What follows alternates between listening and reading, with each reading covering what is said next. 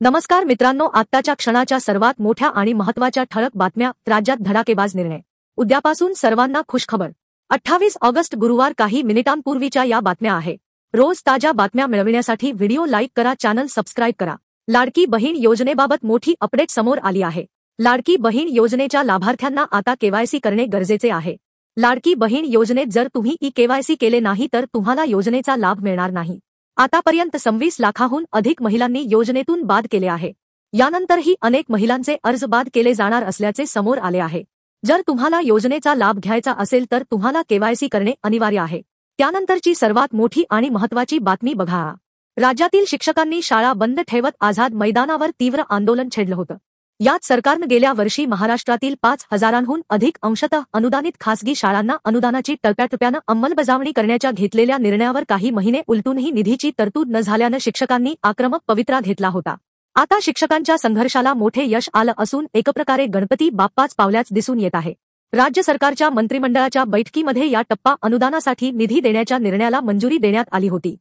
यासंबंधीचा GR अखेर सरकारकडून काढण्यात आला आहे. सरकारच्या या निर्णयाचा राज्यातील 52,276 शिक्षक व शिक्षकेतर कर्मचाऱ्यांना थेट लाभ मिळणार आहे. त्यानंतरची सर्वात मोठी आणि महत्त्वाची बातमी बघा. जर तुम्ही 70 वर्ष किंवा त्याहून अधिक वयाचे ज्येष्ठ नागरिक असाल तर तुमच्यासाठी एक चांगली बातमी आहे. भारत सरकार आयुष्मान भारत प्रधानमंत्री जन आरोग्य योजना अंतर्गत 70 वर्ष आणि त्याहून अधिक वयाच्या लोकांसाठी एक खास आरोग्य विमा देत आहे. याला आयुष्मान वय वंदना कार्ड म्हणतात. ही योजना भारतीय ज्येष्ठांना मोफत आरोग्य सेवा पुरवते. याच आयुष्मान वय वंदना कार्डबद्दल अधिक माहिती जाणून घेऊया. जर तुमचे वय 70 वर्ष किंवा त्याहून अधिक असेल तर तुम्ही दरवर्षी 5 लाख रुपयांपर्यंत मोफत वैद्यकीय उपचार घेऊ शकता. कोणताही खर्च न करता सरकारी किंवा सूचीबद्ध खासगी रुग्णालयांमध्ये मोफत उपचार मिळू शकतात. या योजनेत 27 विशेष क्षेत्रांमध्ये 1961 वैद्यकीय प्रक्रियांचा समावेश आहे, ज्यात वैद्यकीय तपासणी, चाचण्या, ICU उपचार आणि शस्त्रक्रिया इत्यादींचा समावेश आहे.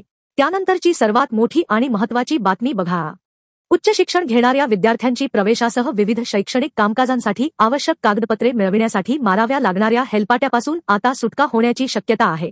महाराष्ट्र लोकसेवा हक्क अधिनियमांतर्गत विद्यापीठाशी संबंधित सेवा आता आपले सरकार संकेतस्थळावर उपलब्ध करण्यात आल्या आहेत. उच्च व तंत्रशिक्षण विभागाच्या वतीने विद्यापीठाशी संबंधित अधिसूचित सेवा आपले सरकार संकेतस्थळावर ऑनलाईन सुरू करण्याबाबत मंत्रालयात नुकतीच बैठक झाली. त्यानंतरची सर्वात मोठी आणि महत्त्वाची बातमी बघा. मनोज जरांगे पाटील यांच्या आंदोलनाच्या पार्श्वभूमीवर राष्ट्रीय ओबीसी महासंघाची उद्या बैठक होणार आहे.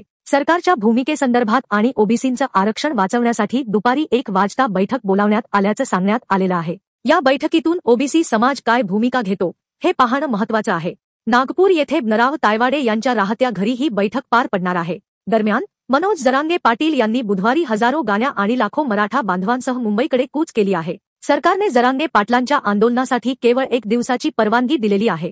शिवाय गाड्या आणि आंदोलनांच्या संख्येबाबतही निर्बंध आणलेले आहेत. त्यानंतरची सर्वात मोठी आणि महत्त्वाची बातमी बघा. मुंबई ते कोकण प्रवास आता सोपा होणार आहे. रोरो फेरी सेवा 1 सप्टेंबरपासून सुरू होत आहे. ही सेवा मुंबईला रत्नागिरीतील जयगडला फक्त 3 ते 4 तासात आणि सिंधुदुर्गातील विजयदुर्गला 5 ते 6 तासात जोडेल. रोरो फेरीचा सर्वात मोठा फायदा म्हणजे तिचा वेळ.